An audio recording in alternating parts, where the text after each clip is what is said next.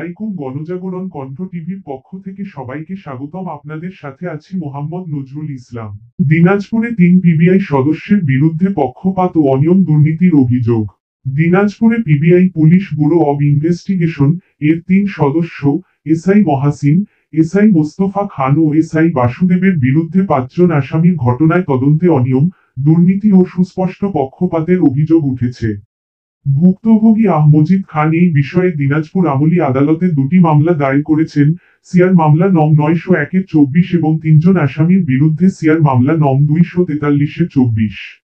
অভিযোগে বলা হয়, মোছা হাসা আক্তার 26, যিনি সুলতান ছাত্রাবাস ও আকাশ ছাত্র নিবাসে অবস্থান করতেন, তার সংশ্লিষ্টতা থাকা সত্ত্বেও তদন্ত কর্মকর্তারা উদ্দেশ্যমূলকভাবে বিভ্রান্তিকর রিপোর্ট দাখিল করেছেন। সচেতন মহল ও বাদীর দাবি, এই তদন্তে প্রভাব রেখেছে আশা আক্তারের মা লিপি আক্তার, বাবা লাইসুর রহমান, মীরা কাশ্মীরি নামের এক নারী ও তার দেহরক্ষী আব্দুল মালেক ওরফে চৌধুরী। অভিযোগে আরো বলা হয়, ঘটনার সাথে জড়িত আরো অজ্ঞাতনামা ব্যক্তিরা রয়েছেন। বিশেষভাবে উল্লেখযোগ্য যে, তদন্তে গুরুত্বপূর্ণ প্রমাণ হিসেবে আশা আক্তার ও 3 পিবিআই কর্মকর্তাদের সরকারি বেসরকারি ব্যবহৃত মোবাইল সিম কার্ডের তথ্য প্রধান সাক্ষী হিসেবে প্রমাণ মিলবে বলে ধারণা করা হচ্ছে। বাদী দাবি করেছেন, ওই সিম নম্বরের কল লিস্ট, বার্তা এবং লোকেশন হিস্টোরি অনুসন্ধান করলেই প্রকৃত ঘটনা উঠে আসত। কিন্তু তা না করে এসব ডিজিটাল প্রমাণ ইচ্ছাকৃতভাবে উপেক্ষা করা হয়েছে।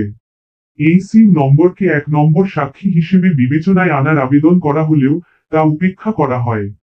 বিশ্বস্ত সূত্রে জানা যায়, তদন্ত চলাকালে এসআই মহাসিন ও এসআই মোস্তফা খান বাদীর কাছে নগদ অর্থ এবং তাদের কম্পিউটারে ব্যবহার করার জন্য গুরুত্বপূর্ণ কয়েক বান্ডিল কাগজপত্র দাবি করেন। বাদী অভিযোগ করেন, মোটা অঙ্কের অর্থ ও নারীঘটিত প্রলোভনের বিনিময়ে তদন্ত কর্মকর্তারা পক্ষপাতমূলক ও বিভ্রান্তিকর তদন্ত রিপোর্ট তৈরি করেছেন। ভুক্তভোগী আহমজিদ খান বলেন, এই ধরনের দুর্নীতিমূলক কর্মকাণ্ডে আমি মর্মাহত। আমি এই ঘটনার নিরপেক্ষ তদন্ত ও দায়ীদের বিচার দাবি করছি। উল্লেখ্য, PBI police bureau of investigation একটি সরকারি সংস্থা এবং এসআই মহাসিন, মোস্তফা খান ও বাসুদেব সবাই সরকারি কর্মকর্তা হিসেবে দায়িত্ব পালন করছেন। এই বিষয়ে দিনাজপুর পিবিআই এখনো আনুষ্ঠানিক কোনো বক্তব্য দেয়নি।